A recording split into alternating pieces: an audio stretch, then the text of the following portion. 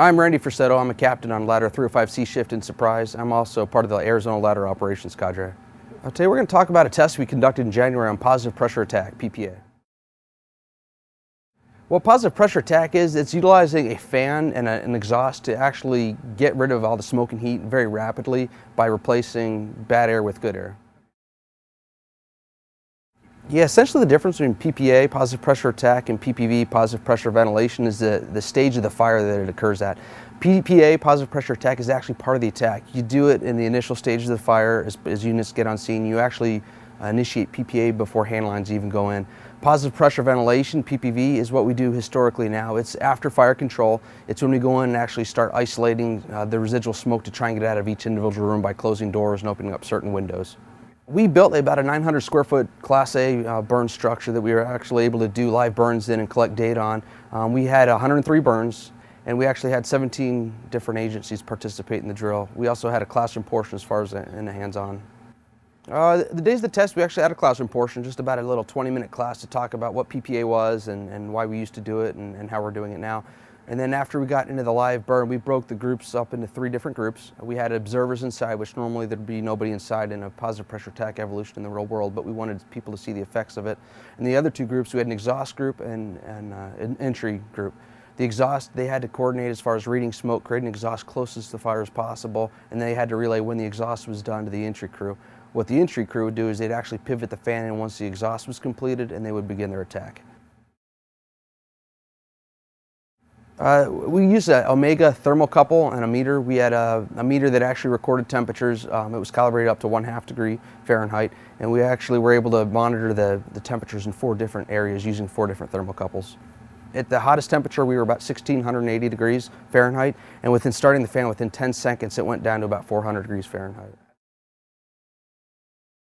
Victim survivability by far. It takes away so much heat and smoke rapidly that it increases survivability drastically. The other good part about it is a lot of times when firefighters are under heavy conditions, they actually are driven to their hands and knees and to obtain a search and rescue. It takes a lot of time. By doing positive pressure attack, firefighters are now actually able to enter the structure while standing because the visibility is so good. I think one of the biggest things was people thought it was actually feeding the fire with oxygen. Okay, and when you look at it, we really stress the exhaust is the key, because now you're not pressurizing the building. What you're doing is you're creating exhaust about 1.5 to 2 times the size of your entry point. So now you're replacing bad air with good air. The drill was conducted in a Class A combustible burn structure that was approximately 900 feet in size. The structure was framed with 2x4s and lined with 2 layers of Type X 5/8" fire-rated drywall. The interior of the structure was separated into multiple burn rooms, utilizing wood pallets, dry straw, and tar paper for burning. Burn rooms had either 1 or 2 4x4-foot windows that were covered with plywood that were used as an exhaust opening. A total of 103 live burns were conducted with 17 fire agencies, with all training fire temperatures monitored using 4 thermocouples placed in different locations within the structure, with temperatures being recorded every 2 seconds. The person from the first arriving unit that is creating the exhaust needs to be able to read smoke and determine the exhaust that will be utilized closest to the fire. This will create a path of least resistance for heat and smoke to be closest to the fire, not the point at which firefighters are making entry. Generally speaking, the exhaust should be 1.5 to 2 times the size of the attack entrance where the fan is being positioned. It is a necessity that an adequate exhaust closest to the fire be created prior to operating the fan into the structure. It is okay to make multiple exhausts, but they all must be in the same area of origin as the fire. Once an exhaust is created, the person creating it must relay to the crews at the attack point that the exhaust has been done and is now acceptable to direct the fan into the structure and implement positive pressure attack.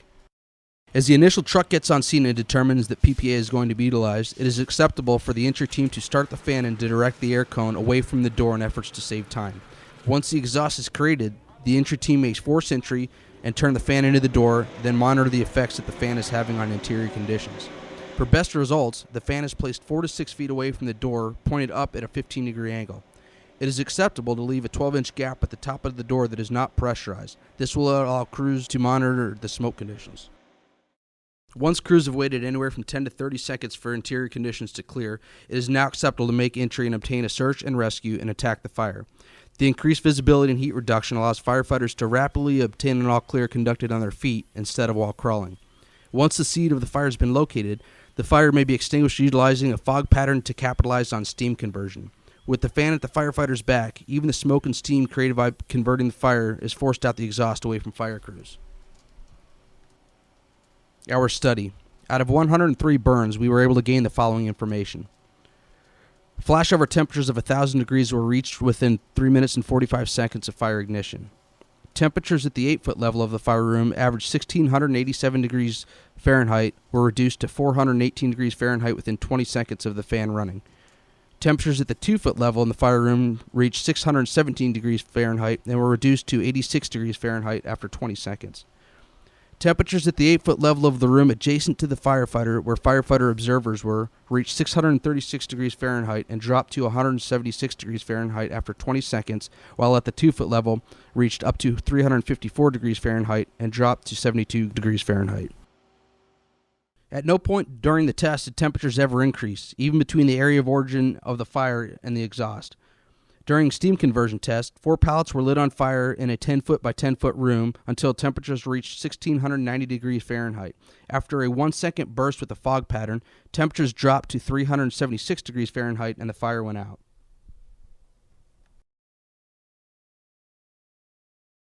This is just another tool in the toolbox that we can use.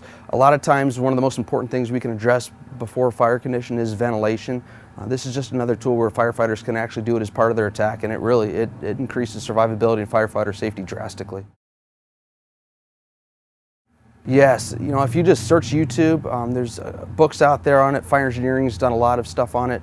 NIST and UL have also done many studies on positive pressure attack. There's also 2 gentlemen from Salt Lake City which actually helped us conduct this test, Chris Garcia and Reinhard Kaufman. They retired from Salt Lake City years ago, and they're kind of making the circuit as far as bringing this tactic that's worked for them for many years.